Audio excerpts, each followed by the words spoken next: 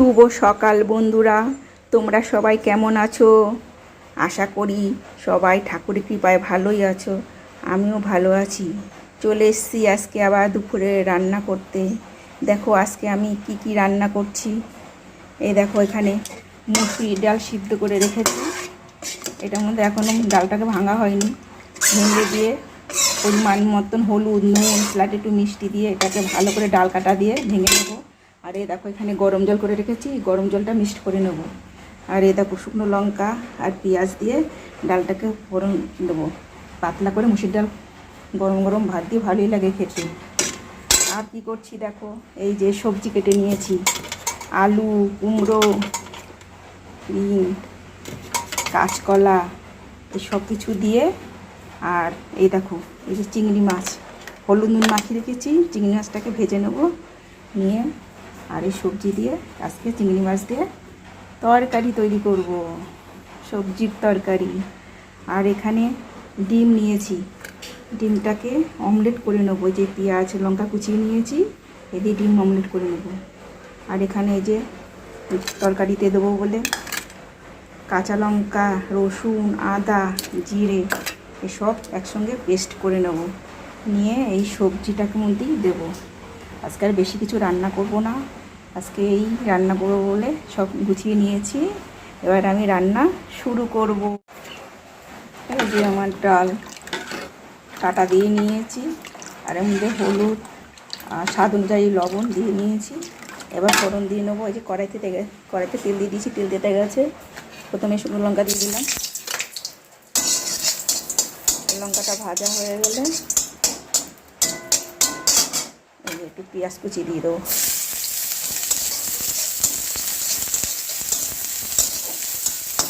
পেঁয়াজটাকে লাল করে ভেজে নিয়ে তারপরে যে ডালটা রেখেছি বলে ডালটাকে দিয়ে দেবো। তাহলে পেঁয়াজ ফোড়নের ডাল তৈরি হয়ে যাবে। এই যে আমার পেঁয়াজটা ভাজা হয়ে গেছে, এই যে ডালটাকে আমি দিয়ে দেবো।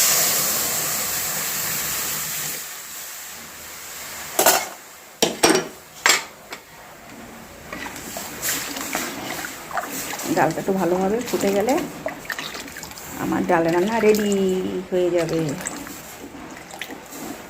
আমার ডালের রান্নাটা কেমন হয়েছে অবশ্যই জানাবে। যে ডিম, এবার ডিম অমলেট করব। পেঁয়াজ কুচি, লঙ্কা কুচি দিয়ে দিয়েছি, একটু স্লাইট নুন দিয়ে দিয়েছি স্বাদ অনুযায়ী, আর ডিমটাকে দিয়ে দিয়েছি। ডিমটাকে ভালো করে মিক্সড করে নেব।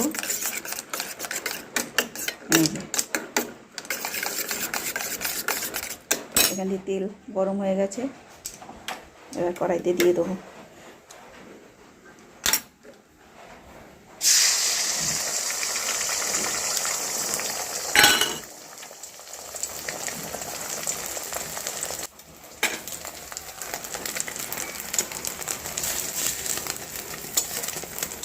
এইভাবে বটে বটে ডিমটাকে আমি তৈরি করব।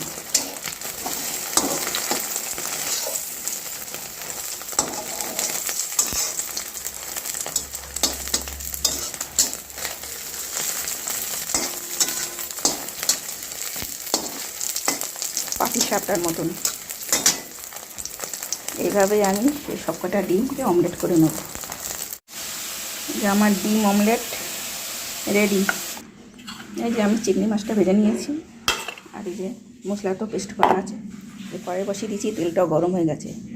এই তেলের মধ্যে আমি একটু হলুদ দিয়ে নেব, তাহলে কী হবে, সবজি যখন তেলে দেবো তেলটা ছিটকে আর গায়ে আসবে না। এবার আমি মশলাটাকে দিয়ে দেবো। এই মশলার মধ্যে আমি হলুদ, স্বাদ অনুযায়ী লবণ দিয়ে দিয়েছি। ভালো করে কষিয়ে নেব। কষানো হয়ে গেলে তারপরে আমি সবজিটাকে দিয়ে দেবো। মশলাটা আমার কষানো হয়ে গেছে, এবার আমি সবজিগুলো দিয়ে দেবো।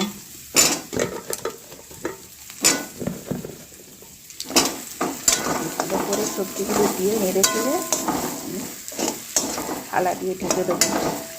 সিদ্ধ হওয়ার জন্য একটু জল দিয়ে দেবো।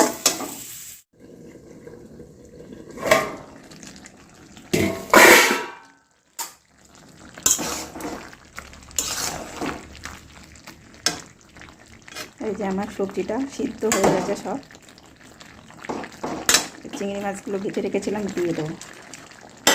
আমি আগের থেকে দিই না, এখন আমি নামানোর খানিকক্ষণ আগে আমি চিংড়ি মাছ দিই, তাহলে চিংড়ি মাছের গন্ধটা ভালো বেরোয়।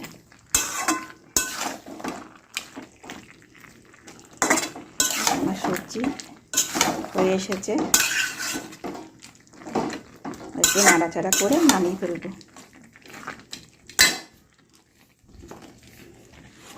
এই যে আমি মশলা ভেজে রেখে গুঁড়ো করে রেখে দিই, এর উপর দিয়ে খানিকটা মশলা আমি ছিটিয়ে দেবো নামানোর আগে।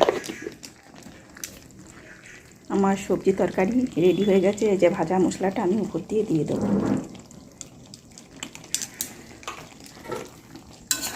আমার সবজি রান্নাটা কেমন হয়েছে অবশ্যই তোমরা আমাকে জানাবে। আমার রান্না এখানেই শেষ হয়ে গেল। তোমরা সবাই ভালো থেকো, বাই।